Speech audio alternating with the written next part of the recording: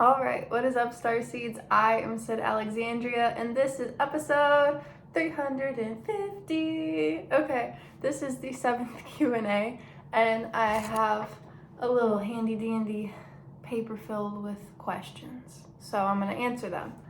Let's start off with the basics. How old are you? I am 24 now. When and where in your life was the beginning to all of this? What was like the first moment that you really realized that there is so much more to this? Was there an alternative, a different path? So let's just get deep right off the bat, I guess. I've been spiritual my whole life. You guys probably know this, and you guys can probably relate. There's some people who are like, no, I wasn't spiritual at all until this one thing happened and that catapulted it. And then there's other people who are like, I've been spiritual my whole life, but then, I started looking into it and it progressed. That's kind of more so where I was at, I was spiritual forever as a kid. I just kind of had an understanding of it, but there was definitely a spiritual awakening. And I would say like 2018 was my big one. A little bit before that, I got into the witchy stuff, the psychic medium stuff, and I was connecting with dead human spirits. That's what happened naturally at first. And now I don't do that so much. I kind of compare it to like a website, and that was my homepage. That was like the easy thing for me to tap into, was these dead human spirits without trying. It would just pop up. It was like on my homepage. It was just there. And then if I searched something in the search bar, I could find other things. Now my homepage is more so past lives, extraterrestrial incarnations, soul themes. That's the stuff on my homepage of my mental brain website now, but I can search for other things and I can answer any questions that you guys might have. So anyways, when and where in your life was like the beginning to all of this? So talking to dead human spirits, that led me to go to a psychic, because I was like, what's happening to me? Is this normal? Did this happen to you too? So I went to this one psychic in Rochester, New York 4 different times. I have a video on that of things like a psychic told me, and how at the time I was like, oh, okay, I'm gonna be a great writer one day. Okay, Carol. Well, now I believe it. Like, now it makes more sense, a lot of the stuff she said. The last time I went to her, one of the last things she ever said to me, I asked her about this thing that happens to me. And she said that I was subconsciously astral projecting 24/7. And I was like, wow, okay, I don't know exactly what that means. So I researched the words astral projection. That led me to like spiritual YouTube. And so I really got into ancient civilizations, conspiracy theories, sacred geometry, the pineal gland, abduction and aliens. And then I had my own experiences connecting with extraterrestrials and hybrid children.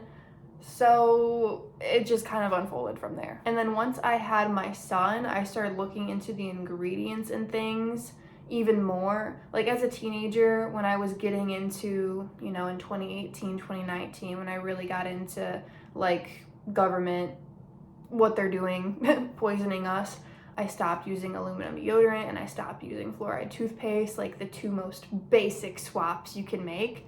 But once I had my son, I was swapping like everything for non-toxic stuff, and I got really into that for a while. I'm still really into it, but I'm not like completely stressing over it all the time. There's like a balance to be had with that. The first moment that I really realized that there was so much more to this, though, I feel like I've always kind of known that. Like as a kid, when I would be freaking out and I would try to calm myself down, I would just envision like nothing. And then I would envision the universe and Earth and Michigan and my area in Michigan and my house and my body and my soul, and I would just like calm down that way. So I feel like I've always kind of known that there was so much more to this. I had a really meditative experience one day though, March 16th, 2019. And that definitely made me realize that I already know that everything's always connected, but I realized in my brain how everything is always connected too, and that like the whole concept of time is all interconnected. So that day was definitely transformative, but it wasn't like the first moment. I couldn't tell you when the first moment was. Was there an alternative or a different path? Definitely. There's still so many alternatives and different paths. Like, there's so many things that I would enjoy doing in life. I would enjoy being a teacher of really, I don't want to say any age group, because I don't think I would want to take care of toddlers like all the time, even though that's what I do the most at my day job now. But I would love to be like a high school teacher. I would even love to be a preschool teacher, an elementary school teacher, a middle school teacher, or, you know, like an infant teacher, because I really like that age group too, which I never would have guessed I liked it that much, but I do. But I always really wanted to be a middle school or high school teacher. That was always one of the things in the back of my mind that I would really enjoy doing, because I love connecting with people and talking to people, and I wouldn't want to just do like what they tell you to teach kids. I would want to actually like educate the youth, because that's something I'm really passionate about. When I was a kid, I really wanted to be a veterinarian. I could not do that. That's not one of my dreams now.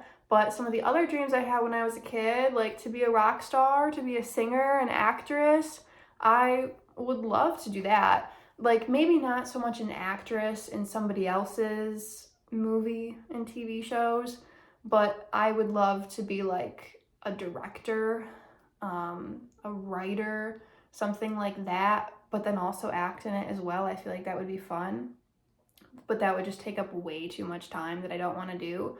I could totally still be a singer-songwriter. That's a dream that I have not really put out there yet. I thought about getting more into it this year. I even posted videos on TikTok of me singing a couple months ago, and then I deleted them, or I made them private or something, because I was like, okay, no, never mind, not ready for this.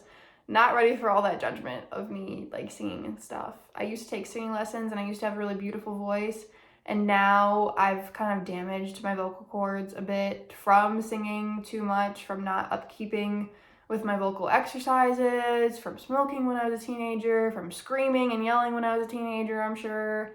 So it's not the same anymore. It's difficult to get back into that vocal cord groove, but I bet you if I took singing lessons again, or if I just did vocal exercises on my own, maybe I could get them in the groove more often, and then I would just have to work on the songs. But I've been writing songs for, I don't know, 20 years now, probably, since I was 4, but majorly the past like 15 years, since I was 9 or 10. Another dream I had when I was a kid was I really wanted to go to the rainforest and find the cure for cancer. I do believe we have many cures for cancer now, and preventatives for cancer. But what I really wanted to do was like go to the rainforest. I do believe I am like meant to be in a rainforest, because I love humidity. People say when it's hot and it's humid, it makes it hotter. But I cannot relate to that at all, because if it's hot and humid, like if the air feels wet, that makes it feel colder, not hotter, because the wetness in the air cools me off. I thought everybody agreed with that, but apparently nobody agrees with that. It's only me. I guess unpopular opinion, but it's definitely facts for me. If the air feels wet, I feel cooler, not hotter. My hair gets frizzy, but I feel much more comfortable in like a humid environment. So anyways, I always wanted to go to the rainforest and just start from scratch, document the plants and animals, and just then once I document what I found, compare and see if that's what other people say is in the rainforest, or if I found new species or what. But that would be really cool, just also really time consuming. There's so many things that I could do with my time that I would enjoy, but I just simply don't have time for all of it. I want to make tarot decks and oracle decks, but that's very time consuming. So many things, you guys. Another different path would be like I almost went to Wayne State University in Detroit to be a social worker, because I just like helping people, and I like helping the youth especially, but just anybody who's going through a tough time. I just understand, you know, firsthand what it's like to be a teenager going through weird stuff like that. So that's kind of like what I really considered doing. If I went to college, it was going to be for social work, but I didn't want to go to college, so definitely lots of other different paths. What if, you know, I stayed in a relationship with this person? What if I didn't stay in a relationship with that person? What if I didn't have a kid? What if I traveled the world? What if I became an actress? What if I got a credit card when I was younger? Like, what if all of these things, what if I didn't listen to my, like, higher self spirit guides warning me about certain things? I could have ended up in jail. I could have ended up dead. Like, there's so many different paths that this could have gone down. But I'm pretty happy with where I am right now. Here's a more spiritual question, starseed question. Do you think lyrans are headed our way? So I guess short answer is no. I believe that the Lyran star system, there was wars, it was polluted, it took a break pretty much. It was on the back burner. Still, I would consider on the back burner. There's Lyrans other places. There's Lyrans in Sirius, descendants of Lyra, refugees if you want to call them that. The Lyran star system has, however, been rebuilt. Like, there's a rebuild going on currently. There's this like call put out. That's kind of how Lyra works, is more so through sound frequency, through music, through this call, not even metaphorically, it's like quite literal. There's this song being sung in Lyra, rebuilding it right now, I believe. That's kind of like my human words for what's going on there, I guess. And it is ready for people to incarnate there again, pretty much. But Lyra wants Earth to finish going through this transformation that it's going through right now first. So no, I don't think Lyrans are headed our way per se. I think we're gonna head there once Earth is done. Are actual like descendants of Lyra, like Lyran beings, looking out for Earth? Totally 100%. Do I think Lyrans are going to land here physically, or do I think there's some of the beings in communication with our government? Not really.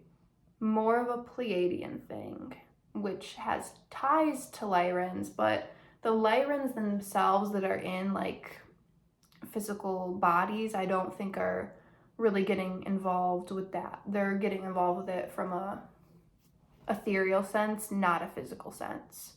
That's my understanding and my beliefs, at least. Okay, can we get a crypto update? No. And the reason why is because I filmed one video on like cryptocurrency updates. I don't know anything about cryptocurrency, like next to nothing, let's say.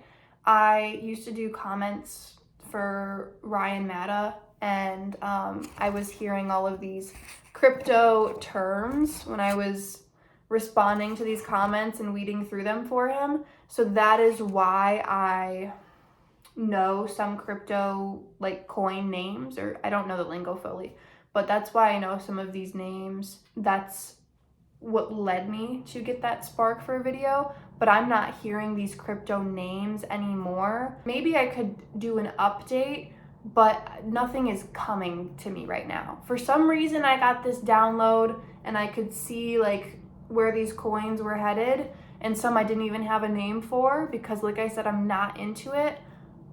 If I ever get that again, sure, I will do an update. I just don't think I'm gonna get that again. I don't know. Maybe I will now that I'm talking about it. Maybe it's gonna come to me like next week and then I will, but for now I don't have any new intel coming to me about that. I don't have any intuitive feels on that right now. Okay, next question. Did you get a piece of land? No, not yet. I am looking for land. I am open to getting land tomorrow if I find a good piece of land. But no, I don't have land yet. I just went on a vacation to Washington and Oregon. But I would be looking for land in southern Michigan. Have I been to any communities yet? No, I have not really been to any communities yet. I know that there's some in upstate New York that I would like to just kind of visit and check out and see. I've seen other people online talking about sort of similar things. Maybe it's the like perfectionist, control freak, leader aspect of me that I just want to do it my own way. If there is an awesome community that's like everything I want, I would totally consider joining it, but I just want to do it kind of my own way, and I feel like that's kind of what everybody wants, so that's why there's so many, and that's why they're not getting big, but they don't need to be big. They should be on a local basis, so I think that's kind of the beauty of it. But no, I haven't visited any. I've just watched videos about them. What's the ideal size you're looking for a piece of land? I am thinking like 40 acres. That would be wonderful. Is that realistic for southern Michigan? I don't know. If there's a farmer who wants to sell their land, then I think it is realistic. I'm hoping for there to be trees around the outskirts and then kind of bare in the middle so that there's room to build and room to grow food and stuff like that, because I could not chop down trees. Could not do it unless they were dying or they asked me to, but I highly doubt that would happen. So I don't know, definitely over 10 acres, preferably over 15 or over 20. I know that's expensive, but that's what I would like. That's the dream. Why do you still want to have more tattoos while knowing tattoos contain chemicals and heavy metals in them? I get the question. I understand asking this because it's a good question, because I'm somebody who, I don't have any of my piercings in anymore. I took them all out. I just have tattoos now, and I do still get some. I have a tattoo appointment next week. Like, I'm gonna keep getting more. I want not my whole body. I want to leave my face bare and some other areas bare, but I do want most of my body covered in artwork that I think is symbolic to me and represents me and that I like. So that's why. And as to like the chemicals and heavy metals, yeah, I'm sure there's shitty ingredients in ink, but also I've seen research where, like, there's especially this one guy, the world's most tattooed man, who has had multiple different bodysuits. Like, he tattoos and then he gets tired of it, and then he tattoos a whole new sleeves, legs, torso over it. And he's done it like 5 different times. Like, he's had multiple different bodysuits. He has so much ink in his skin, and he's very healthy. So there's actually research that says if you get tattoos, that's like testing your immune system, right? When you have this foreign ink in you, and it kind of builds your immune system, similar to when you work out and you build muscle. I've found studies like that. Do I also think there's heavy metals in tattoos and like that could react bad with the sun or something or other things? Yeah, I do. However, I'm gonna kind of go with the flow and trust myself on that one. And I also detox, I parasite cleanse, I heavy metal detox. I take tinctures like this at least once a year. I should really do it every season. Once I have more time to kind of make the tinctures myself, because they're a little bit expensive, then I will do it more often. But yeah, that's kind of the short answer as to why. Silly question, do you like pancakes? Yeah, I love pancakes.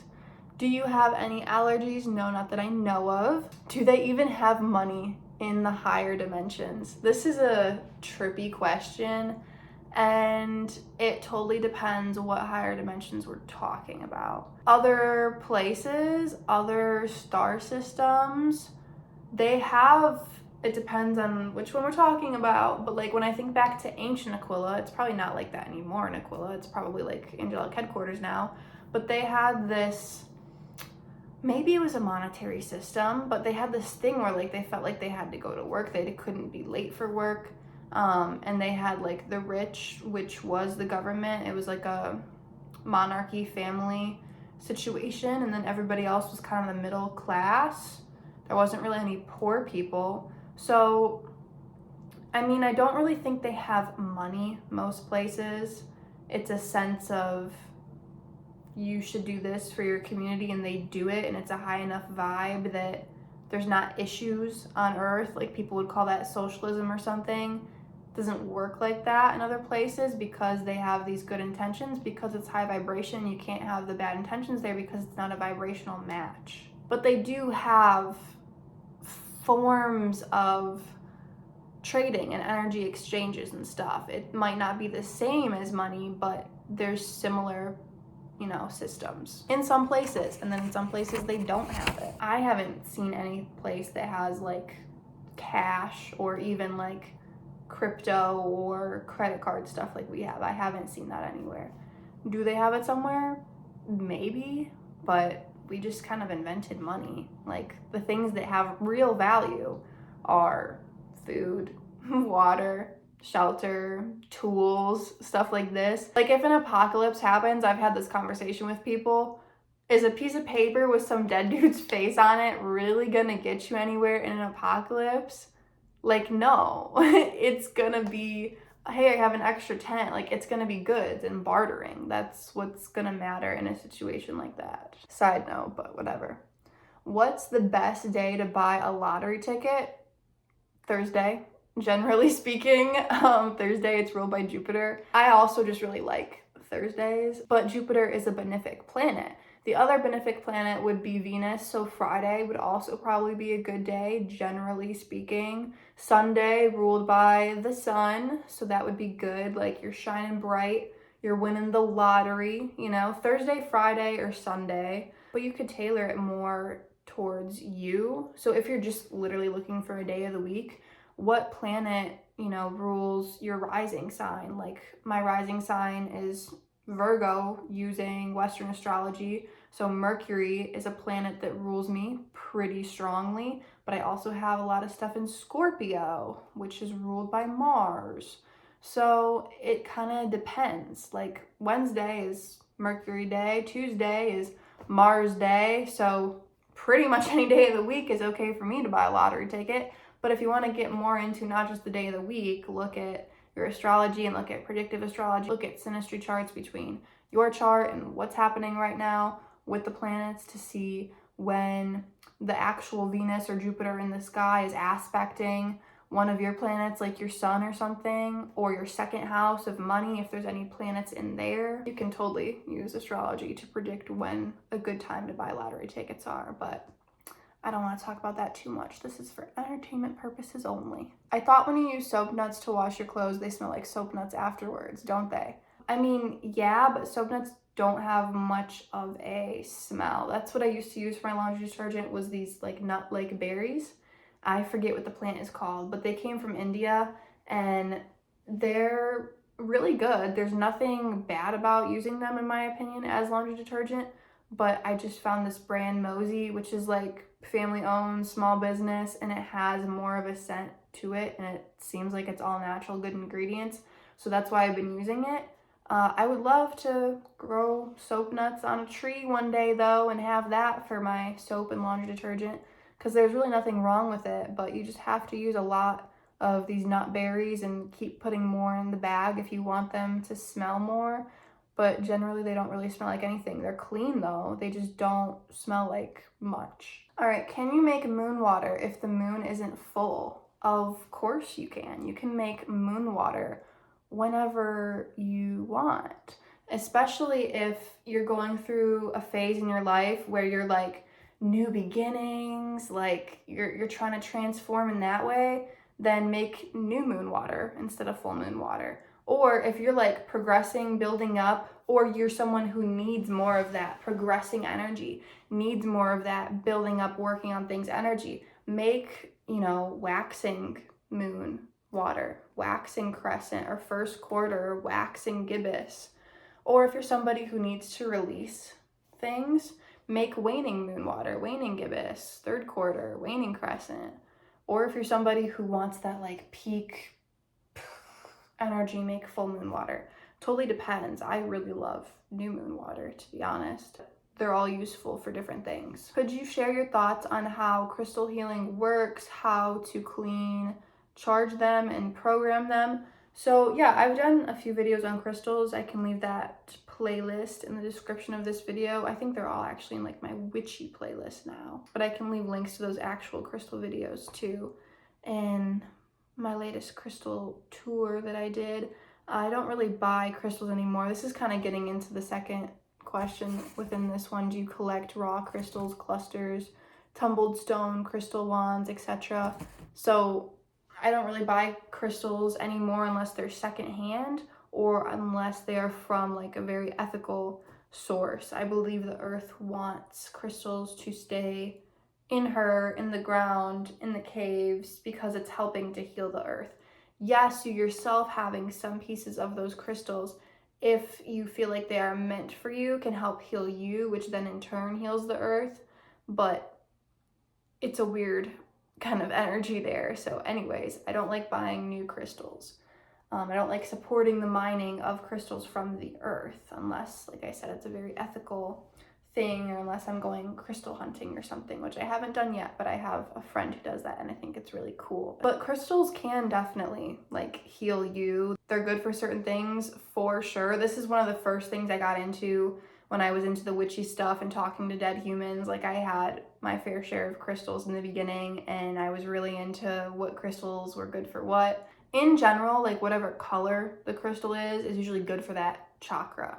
Like if it's a orangey, reddish, yellowish crystal, it's good for those lower chakras. And if it's a purple, bluish, whitish, greenish crystal, it's good for the higher chakras. And of course, some crystals have specific things that they are extra good at, but that's just kind of in general. Crystals form literally in sacred geometry, like they're atoms though, as they're being formed. It is a amazing thing, and they have the highest vibrational frequency of any like object on earth that we know of. They are definitely amazing, and you cannot, debate that. Like, they are amazing. They're used in technology. You have quartz crystal in your phone or computer or TV right now watching this. Like, this is how technology works, is from crystals. What do you think they were doing in ancient Atlantis? What do you think they were doing in all of these ancient civilizations? Like, they were harnessing the power and the energy of certain crystals, of certain precious metals. This is advanced technology right here, crystals, okay? And people know this. Ways to cleanse them though, I like to do, multiple different elements. So if they can go in water, because some can't, like selenite, that's a salt and it will dissolve in water or break down at least. You can cleanse them with water. You can use moon water if you want. I used to put my crystals in a glass like pan with a little bit of water, a little bit of salt, and I would put them under new moon, full moon, whatever I felt like. And then I would also leave them out during the day to charge them with the sun's energy as well. And then either before or after that, I would also run them through a candle flame and then smoke cleanse them as well. Also, the main thing is to visually cleanse them, visualize the energy of them being cleansed. You can also literally put them in the ground, in the dirt, in the sand, in the grass, wherever you are, and cleanse them by the earth that way. Earth, air, smoke, fire, water, and then spirit, and like visually cleansing them and knowing that they are cleansed. Same kind of way that I cleanse tarot decks, but I wouldn't put tarot decks in water or anything. Thoughts on twin flames, soulmates, karmic partnerships, and divine counterparts? Would you make a video on it? So I have made a video, I'll leave it linked in the description, on like certain terms like these, like twin flames and karmic partnerships and soulmates.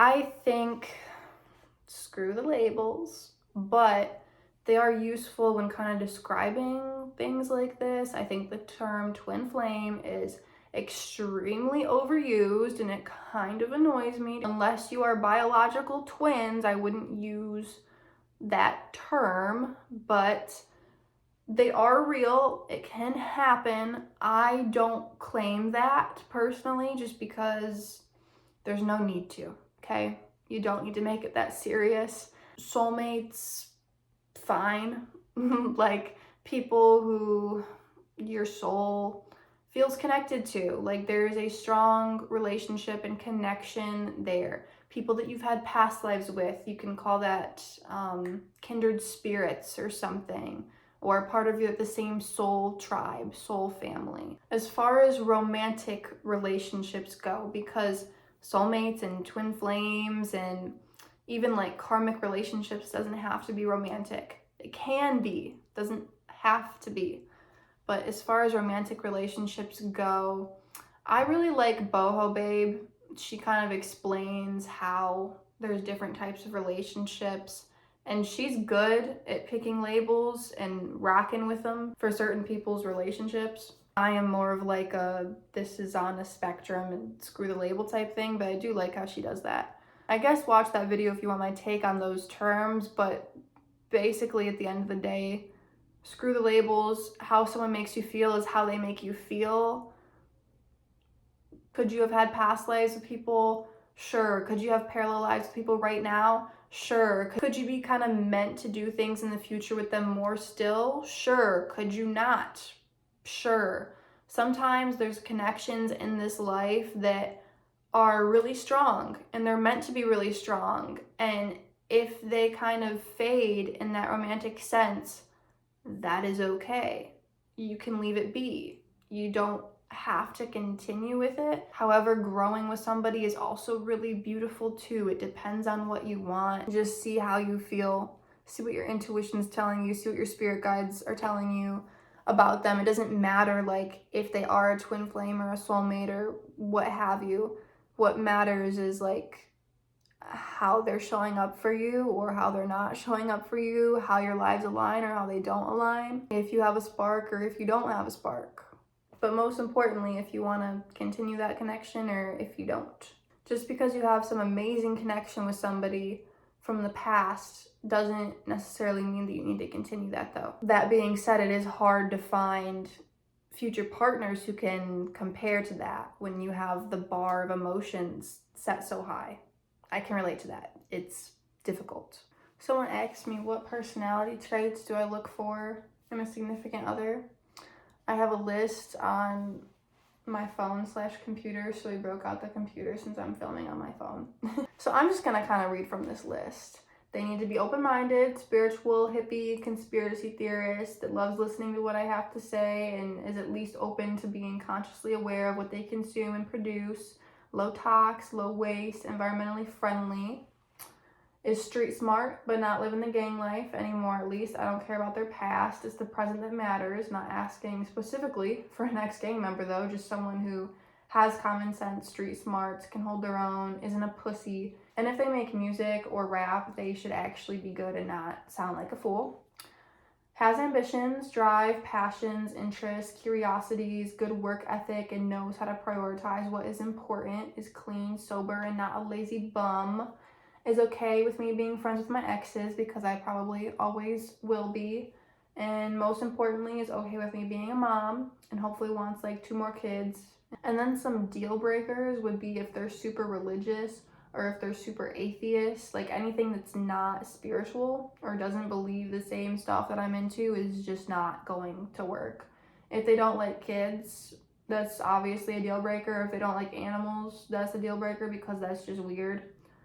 Or if they want our potential future kids to get vaccines or to like do the cry it out method or something that strongly goes against my parenting morals, that's not gonna work out. If they have bad hygiene, bad work ethic, lack of motivation, if they're lazy, not aware, lacks caring for the environment and what's going into and coming out of their body, refuses to stop using mainstream toothpaste, deodorant, etc., or like is an addict or an alcoholic, that's not gonna work. If they're controlling and don't like me talking to my exes or friends or are super jealous or super clingy, that's not gonna work. If they're a repetitive liar for no good reason, that's not gonna work. I want someone who is into living like a holistic lifestyle and is interested in the same things as me, basically. All right, ever wonder why those who pass away, they can't or they don't come here to tell us how it is after death? Instead, we're just left to figure it out. So I think they do kind of come back sometimes and tell us, like, that's what mediumship is, you know? So I think it's definitely possible that they can come here and they can communicate with us and even tell us what's up with that. Like, I had a client one time who, her mother, I believe it was, passed away, and she always used to say when she was alive how things are black and white, good and bad, this and that. It was polarity. But then when she passed away, she had this dream of her mother telling her it's all on a spectrum. Like, it's not what you think it is.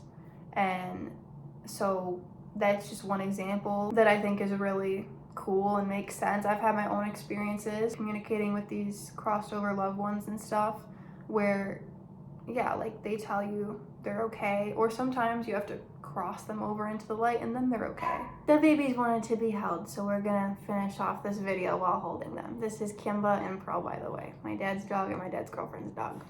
So, how do you tune into the Akashic records, like you personally? I feel like I kind of talked about this at the beginning when I compared my intuition and my brain to a website and like a homepage. It's kind of like that. How I get there, I don't know. I don't do some like wild meditation thing. I just am open-minded and I trust myself and my intuition and what comes through, and that's kind of how it works. I really don't have an answer as to how you just do it. Like, we all have this ability. I think understanding the science behind it is how you do it. I have some other YouTube videos, I can leave them linked in this description, on kind of how you get there, but the way to get there is knowing it works, and the way to know how it works is understanding, I don't want to say quantum mechanics, but to a certain extent, understanding how it is scientifically possible, because I'm a very scientific person. If you're super spiritual and you're not super scientific, then you can just kind of go in with that blind faith. I'm not like that. I'm very, like, I need proof of certain things. So once you have your proof of certain things, once you have had some paranormal experiences, once you look into astrology, once you know, make yourself feel better after using crystals, that's like a little bit of proof. So once you have more and more of those experiences, that's how you get your proof. That's how you can understand the science behind it, and how you can know that it's gonna work, and how you can trust your intuition more. How much is the Akashic reading? So I currently still do readings on a donation basis with no set price. That might change in the future. That actually might change in the near future.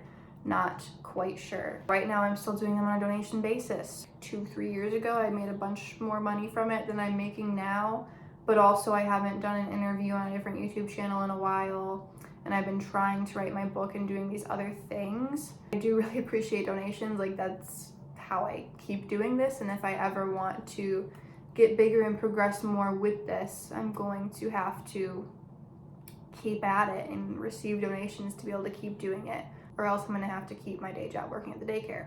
Have you ever thought about writing a book? I am actually writing a book. It's going to be called So Far, about my life so far, and so far out there things. Kind of like in chronological order, how I got into spirituality and a bit about what I've learned about it so far. So yeah, if you guys didn't know, now you know. And if you would like to get put on a list to get notified when that book comes out, let me know and I can email you, and you can be one of the first people to receive the book. I'm still in kind of the early stages of writing it, but yeah, I think that's like a good last question to wrap things up on. I also got, how have you been? And I mean, I've been good. I've been busy. I've been working. I feel like 2026 is so soon, and that just sounds like so far into the future, but we are here now. Like, we are stepping into new earth. We are creating new earth. It's not just going to fall into our laps. We have to create it. So that's kind of how I've been. I've been in the creating mood. I've been in the wrapping the old things up and creating the new things mood. Thank you guys so much for watching my YouTube channel, you know, supporting my passions. I appreciate you guys so much. Looking into your own curiosities, that is one of the best things you can do with your life and your time. So kudos to you. Peace out.